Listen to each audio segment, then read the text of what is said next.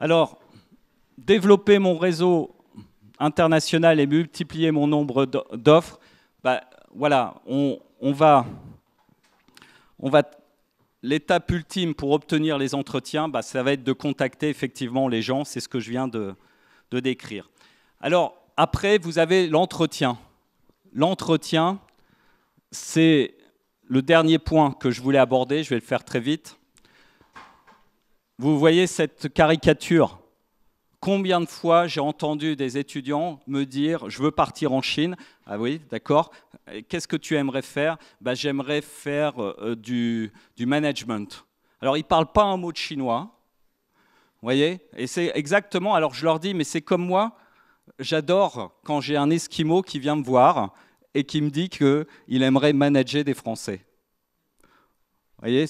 Vous vous dites, mais où est-ce qu'on est? Donc, posez-vous toujours dans l'entretien, vous avez différents types de personnes et vous avez les peurs de la personne. Mais j'ai constaté quelque chose de culturel, je vous le dis, qui est amusant. Un Chinois, quand il va à l'étranger, il a peur. Un Français, quand il va à l'étranger, il n'a pas peur. Et donc, lui, ça ne lui pose aucun problème de raconter ce genre de trucs.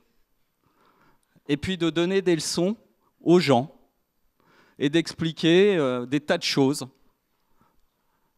Voilà. Après, le problème du chinois, de l'asiatique, c'est que vous avez des patrons français qui veulent de l'autonomie et de la responsabilité au travail. Bah là, dans une culture où le groupe est très important, si vous dites à un Chinois « vas-y, fonce », et ça va être un peu compliqué. Donc, ce que je veux dire, c'est que c'est très important de comprendre qu'est-ce qui est important pour l'autre. Quelles sont ses peurs dans l'entretien pour ne pas attiser les peurs et au contraire le rassurer. Donc l'entretien, c'est encore une autre paire de manches.